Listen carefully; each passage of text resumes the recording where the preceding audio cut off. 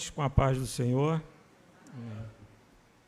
Mais uma vez, uma alegria e uma responsabilidade muito grande estar nesse púlpito, ministrando a palavra do Senhor. Convido a igreja, já abrimos esse livro hoje, mas vamos abrir mais uma vez, livro do profeta Oséias, no capítulo 5,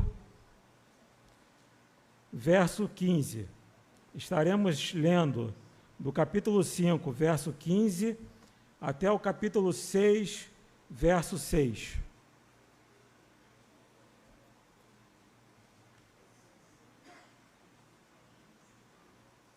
Convido a todos, aqueles que puderem se colocar de pé, em reverência à leitura da palavra do Senhor.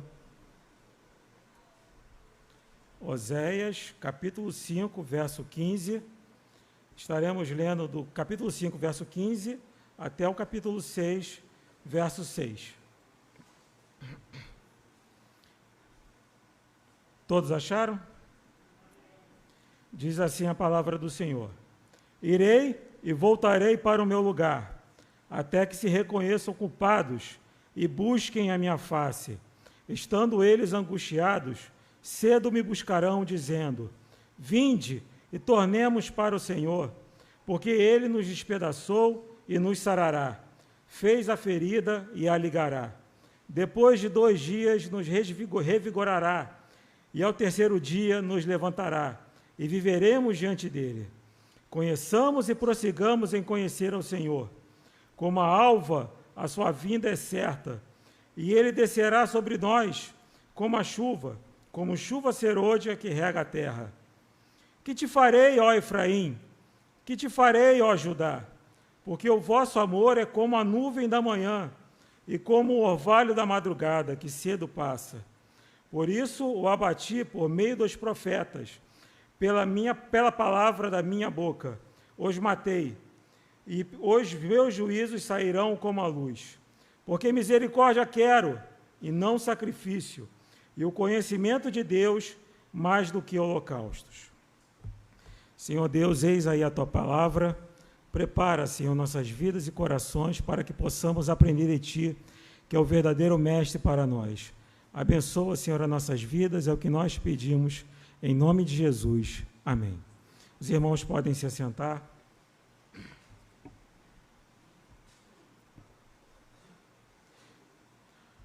Oséias foi um profeta que exerceu o seu ministério no Reino do Norte. Nessa época, Israel já estava dividido com o Reino do Norte e o Reino do Sul. É uma história bem conhecida. Após a morte de Salomão, o reino se divide, 10 tribos ficam ao norte, formando o Reino de Israel, 2 tribos ficam ao sul, formando o Reino de Judá. Oséias é o profeta que ministra ao Reino do Norte. Ele ministrou provavelmente entre os anos 780 e 725 a.C. Foi contemporâneo dos profetas Isaías, Miqueias e Amós. Então, a época de Oséias é tida como a época de ouro da profecia de Israel. Muitos profetas ali contemporâneos ministrando ao mesmo tempo. Então, nós temos Oséias, Isaías, Miqueias e Amós como contemporâneos. O profeta Oséias, ele viveu num período de completa anarquia, violência, idolatria e corrupção política. O Reino do Norte até que era próspero financeiramente, mas extremamente decadente. Decadência essa que culminou com a destruição do Reino do Norte pelo Império Assírio em 722 a.C. São 4 os grandes temas do livro de Oséias: o pecado da nação, o castigo de Deus, o amor de Deus e a restauração de Deus. O amor de Jeová, o amor de Deus para com o seu povo, é um tema importante desse livro, sendo que a restauração é um tema abordado com frequência. Israel cometia, nessa época, dois grandes pecados, dois principais pecados. A idolatria, pecado que vinha acompanhado de prostituição e toda espécie de vício, e a política exterior, que levou Israel a confiar em alianças internacionais e não em Jeová. Tudo isso reflexo da sua perda em Deus. O capítulo que nós lemos é a conclusão do que foi iniciado nos capítulos anteriores. No capítulo 4, o profeta denuncia os pecados da nação. Deus tinha uma contenda com Israel. Ouvi a palavra do Senhor, vós, filhos de Israel, porque o Senhor tem uma contenda com os habitantes da terra, porque nela não há verdade, nem amor, nem conhecimento de Deus. Oséias 4:1. Israel não era fiel a Deus, não era misericordioso com o próximo, e por causa disso não tinha comunhão com Deus. Foi como o profeta falou, não tinha verdade, nem amor, nem conhecimento de Deus. Israel quebrava todas as leis divinas. A mentira, o roubo, o adultério, o assassinato eram comuns na nação. O povo rejeitava a comunhão divina. Comunhão esta que traz o conhecimento de Deus. E por causa disso, foi rejeitado e encontrou a destruição. O meu povo está sendo destruído porque lhe falta o conhecimento. Porque tu, sacerdote, rejeitaste o conhecimento, também eu te rejeitarei, para que não sejas sacerdote diante de mim. Visto que te esquecestes da lei do teu Deus, também eu me esquecerei dos teus filhos. Oséias 4:6. Que sacerdote era esse? Será que era o sumo sacerdote de Israel? Ou será que era todo o povo? Israel foi chamado para ser uma nação sacerdotal, devendo guardar os mandamentos de Deus. Mandamentos estes que eles estavam quebrando constantemente. Agora, pois, se diligentemente ouvirdes a minha voz e guardardes a minha aliança, então sereis a minha propriedade peculiar dentre todos os povos, porque toda a terra é minha. Vós sereis reino de sacerdotes e nação santa. São estas as palavras que falarás aos filhos de Israel. Êxodo 19, 5 e 6. Mas Israel rejeita esse conhecimento de Deus. No livro de Oséias, nós vemos constantemente essa expressão, conhecimento de Deus, em várias passagens. Mas o que isso significa?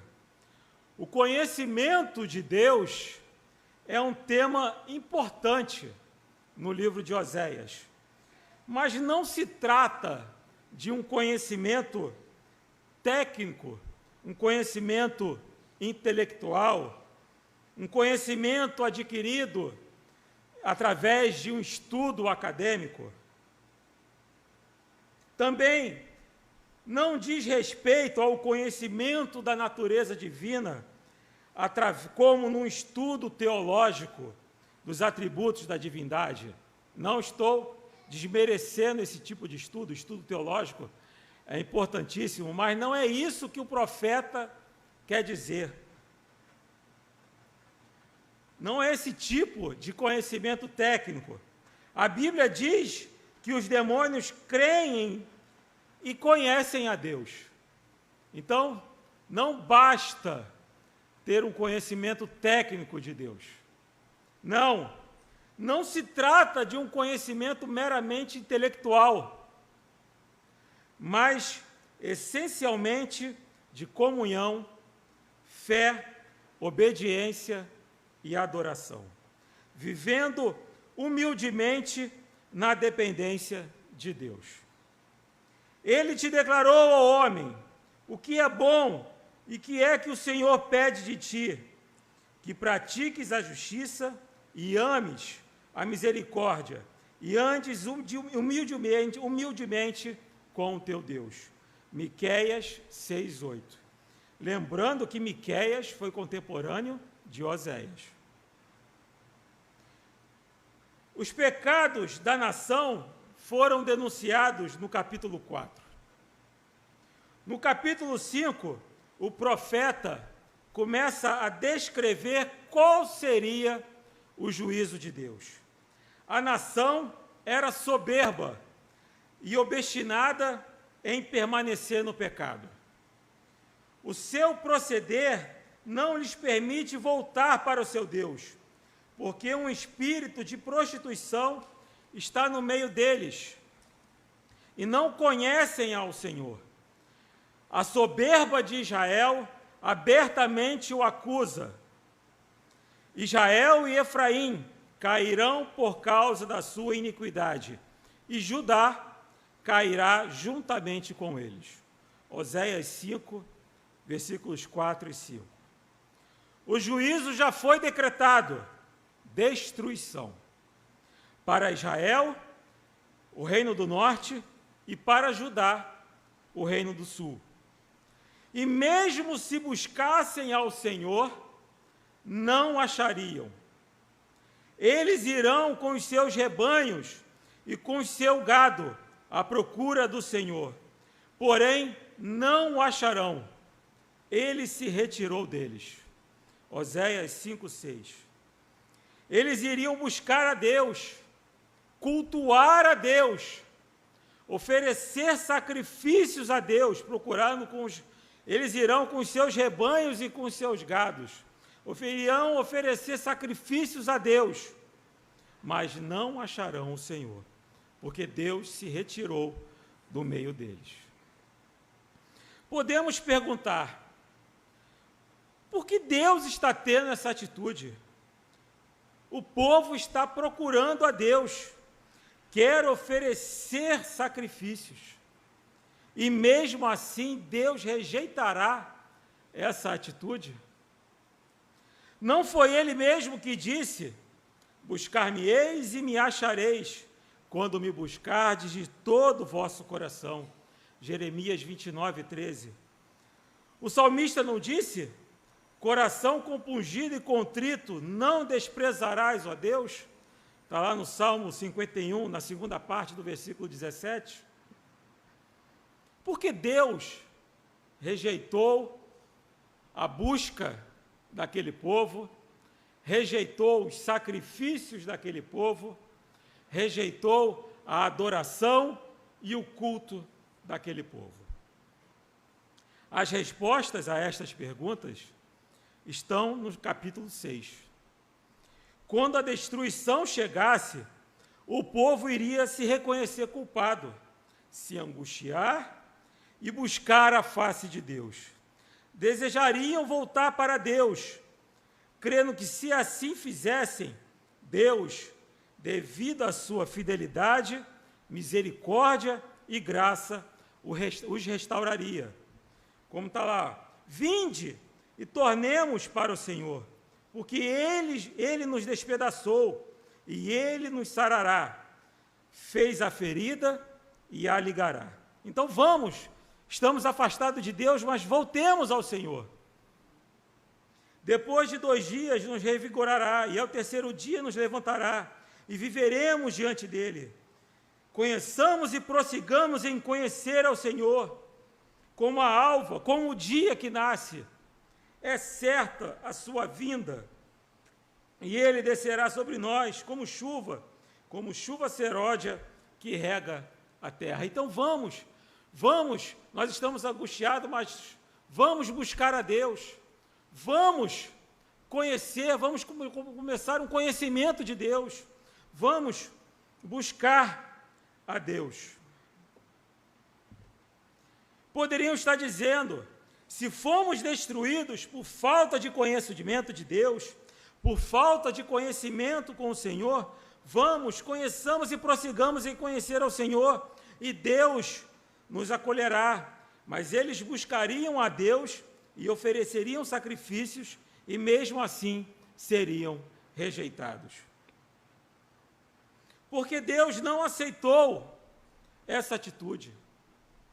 Podemos imaginar a nação arrependida, prestando um culto, oferecendo sacrifícios ao Senhor, porque mesmo assim Deus rejeitaria essa atitude. Podemos imaginar um avivamento ocorrendo no meio da nação, mas mesmo assim Deus rejeitaria. A resposta está no capítulo 6, verso 4. Que te farei, ó Efraim? Que te farei, ó Judá? Porque o vosso amor é como nuvem da manhã e como o orvalho da madrugada que cedo passa. O arrependimento não era sincero,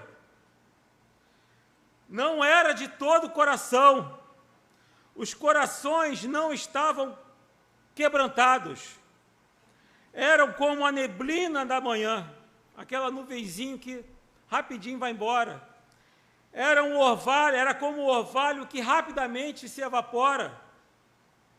Cultuavam a Deus objetivando apenas o livramento daquela situação. Seu culto e seus sacrifícios não significavam nada para Deus. Como está lá no capítulo 6, verso 6. Porque misericórdia quero e não sacrifício, e o conhecimento de Deus mais do que holocaustos. Para Deus o que importava era a verdadeira busca pelo conhecimento, a verdadeira busca por comunhão, e não holocaustos e sacrifícios oferecidos. No lugar onde não tem misericórdia e comunhão com Deus, o culto se transforma em abominação. Aonde não tem misericórdia e comunhão com Deus, pode até ter culto, mas o culto é uma abominação a Deus. Vimos que a destruição também chegaria a Judá, o reino do sul. Na época em que Oséias escreveu essas palavras, dizendo que Judá também seria destruído, o templo de Jerusalém funcionava plenamente. Sacrifícios eram oferecidos constantemente no altar, e levitas entoavam louvores à majestade de Deus. Mas mesmo assim, o Senhor rejeitava tudo aquilo. De que me serve a mim a multidão de vossos sacrifícios, diz o Senhor. Estou farto dos holocaustos de carneiro e da gordura de animais cevados, e não me agrado do sangue de novilhos, nem de cordeiros, nem de bodes. Não continueis a trazer ofertas vãs. O incenso para mim é abominação, e também as festas de lua nova, os sábados e a convocação das congregações. Não posso suportar a iniquidade associada ao ajuntamento solene. As vossas festas de lua nova e as vossas solenidades, a minha alma as aborrece, já me são pesadas, estou cansado de as sofrer, pelo que, quando estendeis a mão, escondo de vós os olhos. Sim, quando multiplicai as vossas orações, não as ouço, porque as vossas mãos estão cheias de sangue. Isaías 1, versículos 11, 13 a 15. Lembrando que Isaías foi contemporâneo de Oséias. O povo vivia na prática do pecado, não se arrependia e queria oferecer culto e holocaustos ao Senhor. O culto, ao invés de ser agradável a Deus, havia se tornado uma abominação. Nos chama a atenção, do texto que nós lemos de Isaías, as palavras fortes que Deus usa. Estou cansado de sofrer com o culto de vocês, com esse tipo de culto, eu estou cansado. Fiquem longe. Parem com isso. Esse culto não me é agradável. Parem. Eu estou cansado, eu estou sofrendo. Não, esse culto, para mim, não sobe como aroma suave, mas é abominação. Deus queria que aquele povo parasse de entoar louvores. Afasta de mim o estrépito dos teus cânticos, porque não ouvirei as melodias das tuas liras. Amós 5:23. Também lembrando que Amós foi contemporâneo de Oséias. O que aprendemos com essa situação? Não adianta oferecermos a Deus o culto mais maravilhoso, os louvores mais afinados, a melhor liturgia, ser pregado o sermão mais eloquente, se vivermos na prática do pecado. Sem arrependimento sincero. E arrependimento sincero significa abandonar o pecado e buscarmos de todo o coração uma vida íntima de comunhão com Deus. Buscar-me-eis e me achareis. Qual a condição para achar a Deus? Quando me buscardes de todo o vosso coração. Se não derramarmos todo o nosso coração nessa busca, jamais seremos bem-sucedidos. O mesmo salmista que disse: coração compungido e contrito não desprezará, ó Deus, também disse: sacrifícios agradáveis a Deus são o espírito quebrantado. É este sacrifício que Deus exige de nós. Não adianta vir à igreja, participar do culto, se você, se eu, se nós não nos arrependermos dos nossos pecados. Não se quebrantar diante de Deus. Não podemos ser apenas cristãos nominais. Isso não adianta. Conheço as tuas obras, que têm nomes do que vives e estás morto. Não adianta ser cristão nominal. Apocalipse 3:1. Devemos ser verdadeiros adoradores, que adoram ao Senhor em espírito e em verdade. Israel sabia que Deus era misericordioso, que a nação, Israel, era culpado, que estava passando aquela situação por causa dos seus pecados,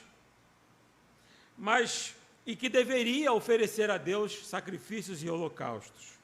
Mas eles não tinham o principal, que era a comunhão com Deus. E hoje nós devemos nos perguntar: como está a minha comunhão com Deus?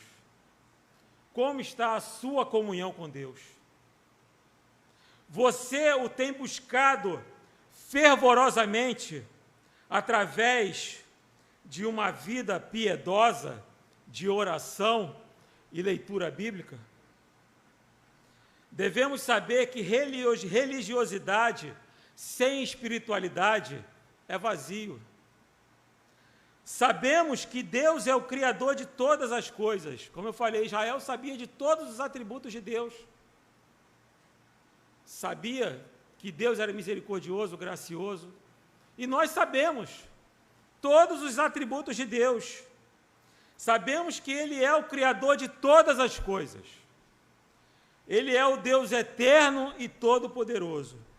Mas muitas vezes, mesmo assim, nos chegamos a Ele com uma oração fria, superficial, e oferecemos a Ele um culto mecânico e mergulhado na formalidade. Mesmo sabendo que Deus é o Deus Todo-Poderoso, mesmo conhecendo a Deus, tendo um conhecimento teórico de Deus, sabendo quem Deus é, muitas das vezes oferecemos uma oração a Deus tão pobre, oferecemos um culto tão formal, tão mecânico, não nos derramamos diante de Deus. Se vivermos em pecado, Deus rejeitará as nossas orações. O nosso culto será abominação. Devemos nos arrepender e buscar o verdadeiro conhecimento de Deus, uma vida de quebrantamento, intimidade e comunhão com Deus. Mas como conseguir isso? Como viver uma vida santa e de comunhão com Deus? Uma vida de oração, uma vida onde a oração, a leitura bíblica, a prática da justiça e misericórdia sejam o nosso prazer. A resposta é uma só. Voltemos ao primeiro amor.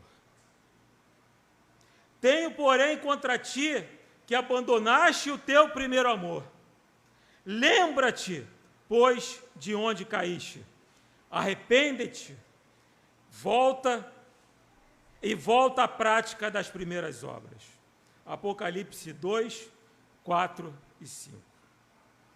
Quando Israel começou a ser destruído?